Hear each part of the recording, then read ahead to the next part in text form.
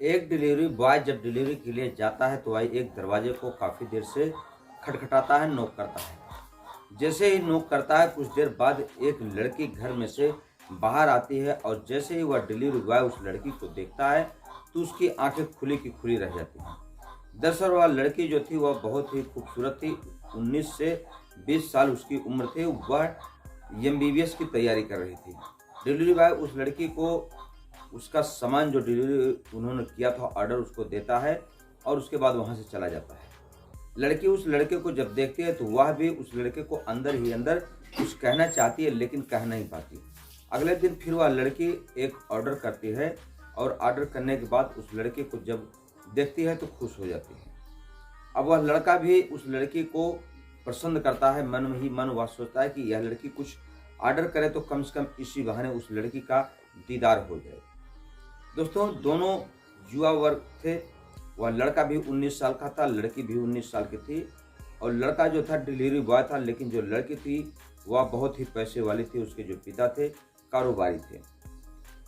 लेकिन यह सिलसिला धीरे धीरे चलता रहता है। वह लड़की आए दिन कुछ न कुछ ऑर्डर करती रहती है और एक दिन जब वह लड़का से कुछ मन की बात बर्दाश्त नहीं होती तो वह एक बहुत बड़ा लव लेटर लिखता है और लेटर लिखने के बाद उस लड़की को ले जा करके जो उन्होंने ऑर्डर किया था उसके साथ दे देता है और उसमें उन्होंने प्रत्यक्ष यह दर्शा दिया था कि मैं आपसे बेहद प्यार करता हूं, लेकिन मुझे डर है कि कहीं आप मेरे प्यार को एक्सेप्ट ना करते तो मुझे बहुत बुरा लगता है। इस नाते मैं आपसे डायरेक्ट बात नहीं कर पाया। इस लेटर के माध्यम से मैं अपने दिल की बात आप तक पहुंचा रहा हूं।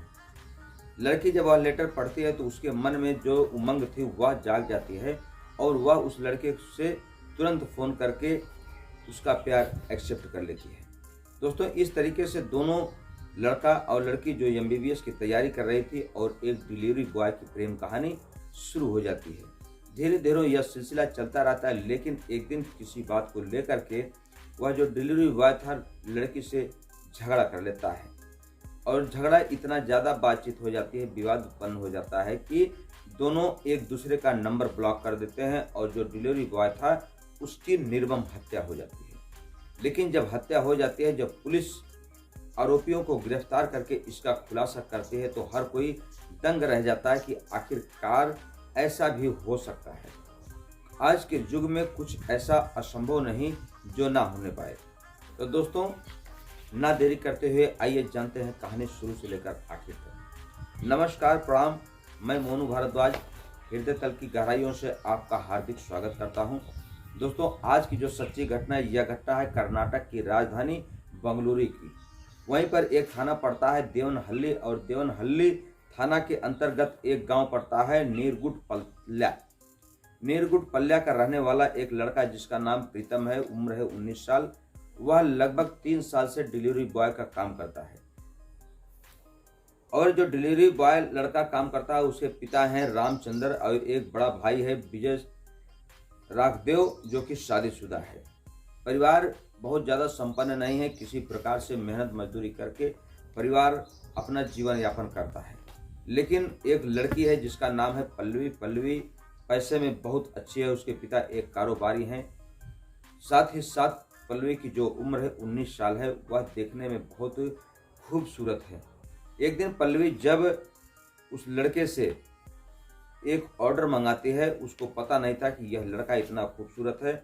जैसे ही वह लड़का उस लड़की को देखता है तो उसकी आंखें खुली की खुली रह जाती है।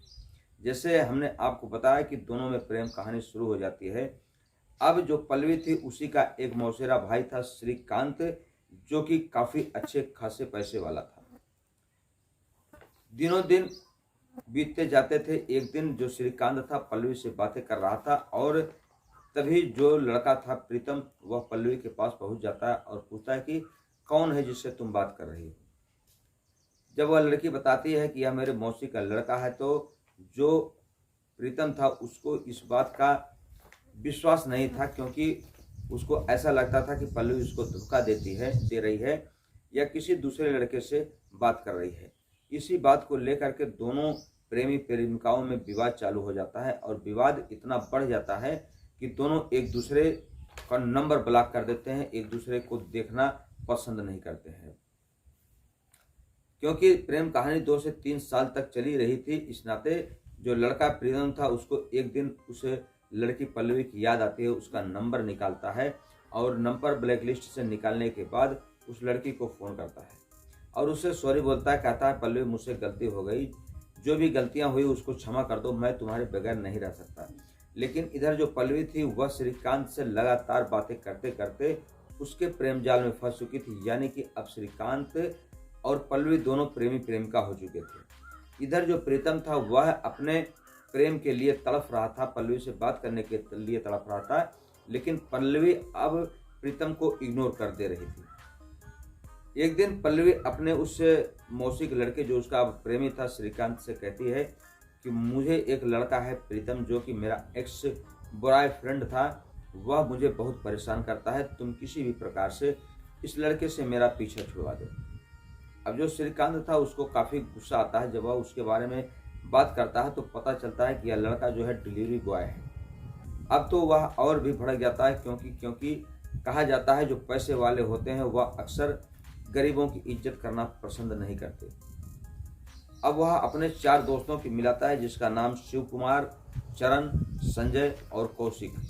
यह चारों मित्र मिल करके 4 मई 2025 को उस लड़के प्रीतम को बुलाते हैं फ़ोन करके। ये जो प्रीतम था शाम को 5 बजे से सुबह 3 बजे तक डिलीवरी का काम करता था और उसके बाद फिर जा करके उसका एक दोस्त था मौनी के साथ सोता था। दोनों की ड्यूटी एक ही समय लगती थी, मौनी और प्रीतम की। लेकिन 4 मई को जब यह लड़का श्रीकांत उस प्रीतम को बुलाता है, प्रीतम फोन करते पर बातें करते हुए जाता है, तभी जो प्रीतम को पकड़ने के लिए जो 4 दोस्त आए थे, श्रीकांत, चरण, संजय, कौशिक और शिव कुमार, यह उसको एक 4 व्हीलर गाड़ी में किडनैप कर लेते हैं। किडनैप करने के बाद उसको ले जा करके बहुत बुरी तरीके से तड़फा कर मारते हैं और मारने के बाद उसकी बॉडी को एक गांव पड़ता है निरंग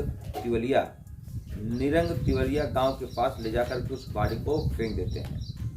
इधर जब सुबह का वक्त हो जाता है, प्रीतम अपने घर पर नहीं पहुंचता, 7 से 8, 9, 10, 11 बज जाता है। तब उसके घर वाले जो रामचंद्र जी हैं, प्रीतम के पिता और भाई विजय राघदेव, तुरंत उस मौनी से संपर्क करते हैं कि मौनी आज प्रीतम घर पर नहीं आया।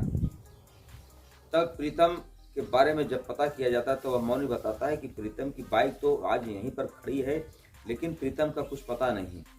तब मौनी बताता है कि दरअसल 4 मई की रात को एक फ़ोन आया था और प्रीतम फ़ोन पर बातें करते हुए निकल गया था। अब जब इतनी बात प्रीतम के बारे में उसके परिवार वाले सुनते हैं, तब पूछते हैं कि मौनी अगर और कोई बात हो तो कृपया तुम उसको बताओ।